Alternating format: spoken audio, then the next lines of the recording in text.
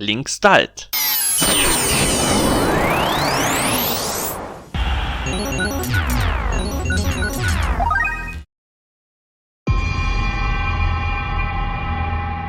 Listopada 2022 roku. Na rynek wychodzi Sword Art Online, pierwszy duży tytuł przeznaczony dla hełmów wirtualnej rzeczywistości Nerve Gear. Tego dnia do gry loguje się 10 000 osób. Pośród nich znajduje się około 1000 beta testerów, którzy mieli już przyjemność spędzić miesiąc z grą. Wrażenia są nieporównywalne z niczym innym, co istnieje na rynku. Jednak w momencie próby wylogowania okazuje się, że przycisk do tego służący jest nieaktywny, co uniemożliwia użytkownikom przebudzenie się w rzeczywistości.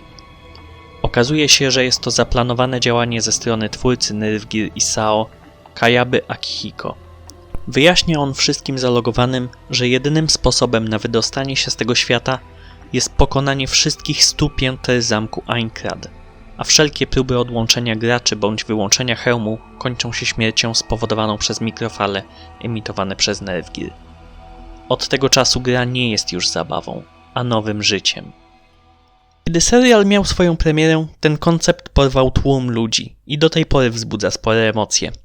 Sam kiedy obejrzałem go po raz pierwszy, chciałem więcej i czułem, że żadne inne anime nie będzie rezonować ze mną tak mocno jak to, nawet uważając SAO za najlepsze co widziałem.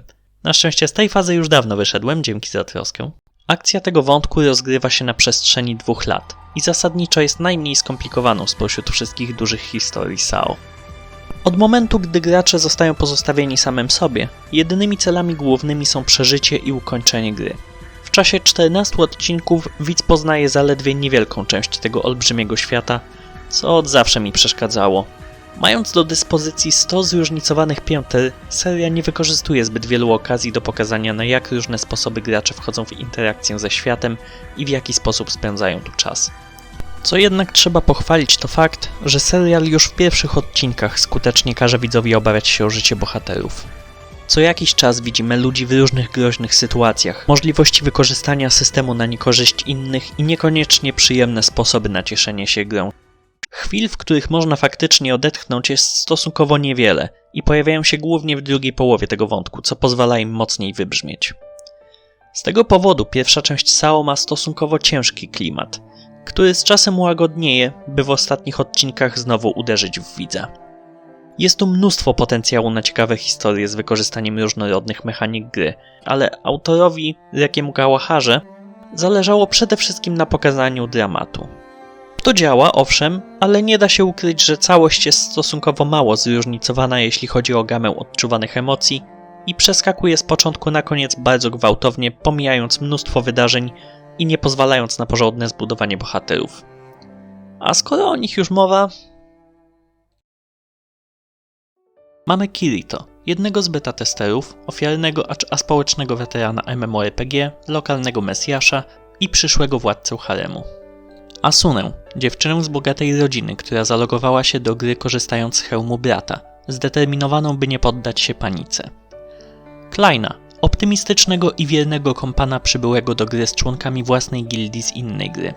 Agila, w rzeczywistości żona tego właściciela baru, a tutaj handlarza wojownika. Wszystkiego doświadczamy z perspektywy Kirito, który musi mierzyć się z nieufnością, traumą, zdradą czy też wędkowaniem. Nie jest to zbyt głęboka postać, zwłaszcza w Aincradzie. Przez większość czasu podchodzi do tego świata z chłodnym nastawieniem weterana gier, czasem rzucając jakąś kośliwą uwagą. Niektóre wydarzenia jak śmierć towarzyszy z gildii bądź związek z Asuną wpływają na jego zachowania, ale koniec końców to bohater nieskomplikowany, przewidywalny i ma na celu pozwolić widzowi utożsamić się z nim. Dość monotonna gra aktorska Yoshitsugu Matsuoki nie pomaga postaci się wyróżnić. Osobiście bardzo lubię tego gościa. Ma nie tylko charakterystyczny głos, ale też spory zasób zróżnicowanych ról.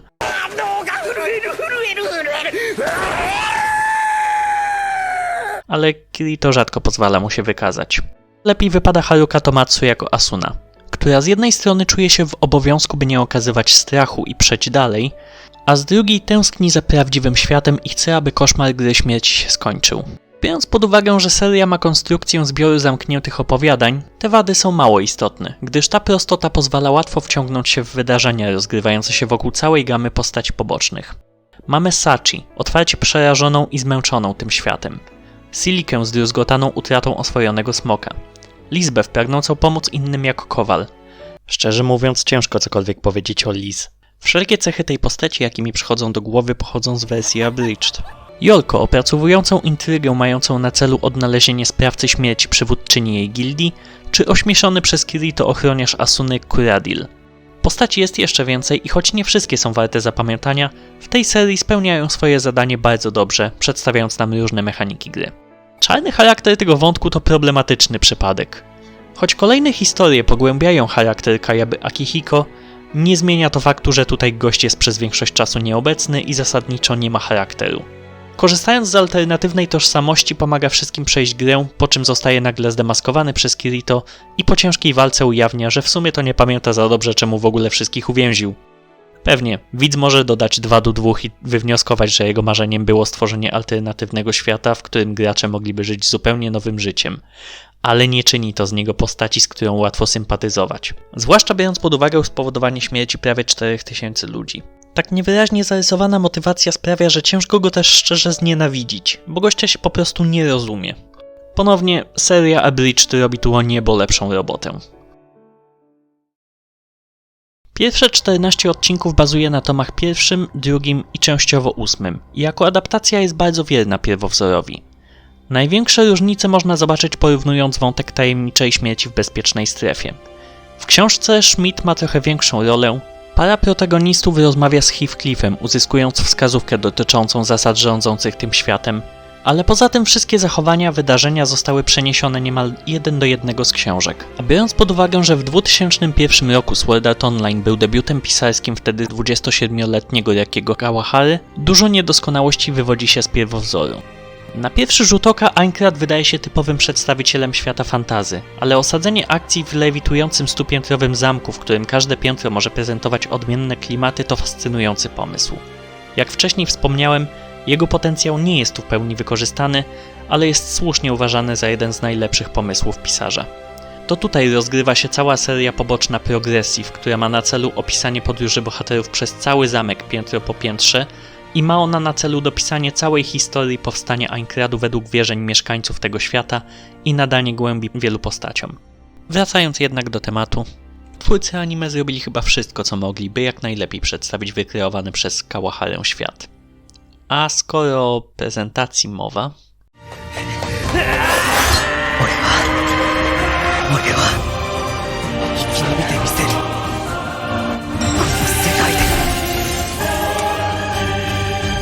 Nie mam tu nic do zarzucenia, uwielbiam stronę audiowizualną SAO. Anime wyszło w roku 2012 i jako produkcja telewizyjna wygląda bardzo dobrze.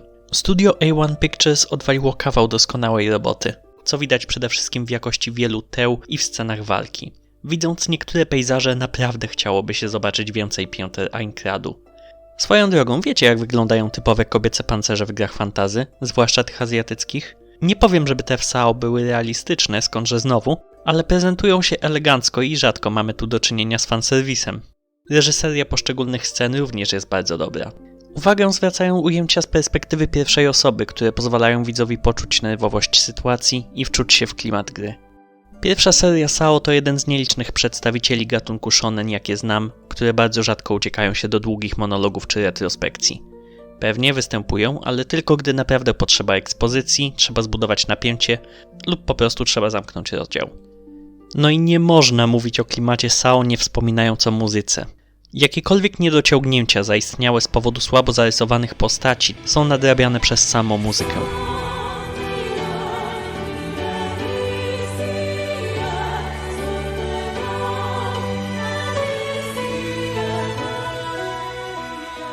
Możemy nie wiedzieć, co takiego zobaczyła w Kirito Asuna, albo możemy nie znać większości osiągnięć Heathcliffa.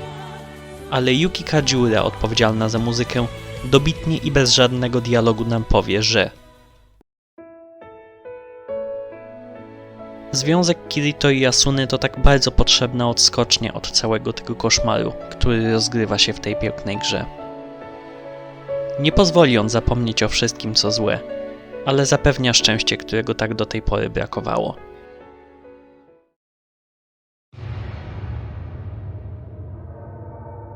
Osoba znajdująca się przed tobą ma olbrzymi autorytet i doświadczenie. Nie jest twoim wrogiem i lepiej dla ciebie, żeby tak pozostało, bo będzie dążyła do osiągnięcia celu bez względu na to, co się stanie. Nie zagwarantuje ci bezpieczeństwa i nie obieca, że wszystko będzie dobrze. Ale wierzy w niego mnóstwo ludzi, którym będzie przewodził i nie pozwoli ich tak łatwo zawieść. Oczywiście nie można zapomnieć o jednym z najbardziej charakterystycznych motywów przewodnich, jakim jest Swordland.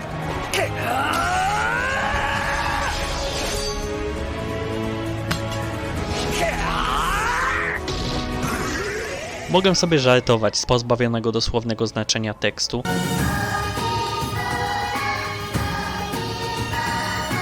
ale to genialny kawałek motywującej muzyki, który w takiej czy innej wersji będzie przewijał się przez wszystkie kolejne serie i filmy.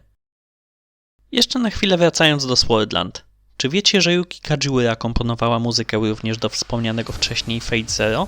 Miało swoją premierę rok przed SAO i można tam usłyszeć swoisty prototyp Swordland.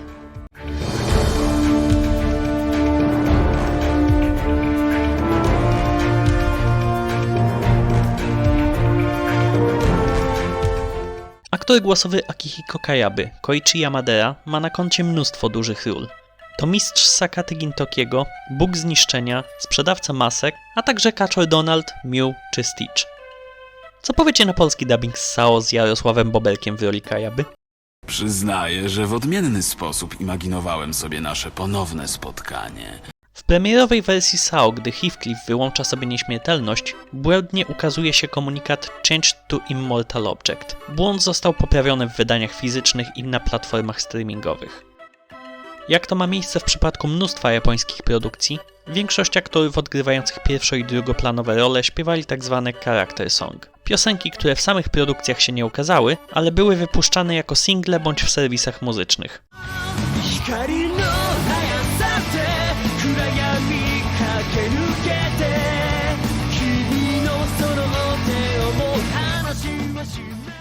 Można nawet je kupić na stronie Empiku. Niedługo po sukcesie pierwszego sezonu SAO wypuszczono grę RPG na PlayStation Portable, opowiadającą alternatywną wersję wydarzeń z lewidującego zamku, gdzie gra nie skończyła się na piętrze 75. Infinity Moment. Później gra została przebudowana i dodano nowy obszar w wydaniu na PlayStation Vita i PlayStation 4 nazwanym Hollow Fragment. Obecnie grę można kupić również na PC na platformie Steam z jeszcze innym podtytułem Hollow Fragment. Absolutnie nie polecam dotykać żadnego z tych wydań. Gra przedstawia najgorsze możliwe wersje postaci, relacje między nimi to przede wszystkim leniwy fanserwis, a jako RPG posiada zbyt wiele nudnych i mało istotnych mechanik pobocznych oraz nudną walkę typu kto pierwszy użyje 2 umiejętności pod rząd wygrywa. W ramach pierwszego sezonu Sword Art Online zekranizowane zostały 2 wątki. Omówiony właśnie Aincrad oraz Taniec Wróżek. W następnym filmie zamierzam skupić się na tym drugim, moim zdaniem niezupełnie słusznie znienawidzonym przez dużą część fanów. Parokrotnie wspomniałem w tym filmie o serii Abridged. Jest to fanowska reinterpretacja Sword Art Online mająca na celu przepisanie charakterów i motywacji postaci, uczynienie ich i samej gry bardziej wiarygodnymi, naprawienie luk fabularnych, nadanie głębi całości i przerobienie jej na jedną z najlepszych serii komediowych, jakie oglądałem. Choć pierwsze 3 odcinki noszą znamiona niedoskonałej, lekko nieprzemyślanej parodii, cała seria przedstawia pamiętliwe postaci, wzbudza naprawdę sporo pozytywnych emocji i zmienia tak wiele, że zasługuje na uwagę nawet bez znajomości pierwowzoru. I to na razie tyle mojego spamu w tym temacie. Cieszę się, że mogłem wreszcie się wygadać i choć z pewnością nie powiedziałem wszystkiego, co bym chciał, do wątku Aincrad na pewno będę wracał w kolejnych materiałach. A póki co, dajcie znać, co sądzicie o tej serii, czy oglądaliście bądź zamierzacie obejrzeć Abridged, czy interesują was gry, no i oczywiście podzielcie się swoimi opiniami na temat tego filmu. Oceniajcie, subskrybujcie i liczę, że będziecie mi towarzyszyć do samego końca tej serii. Dzięki za uwagę i do następnego.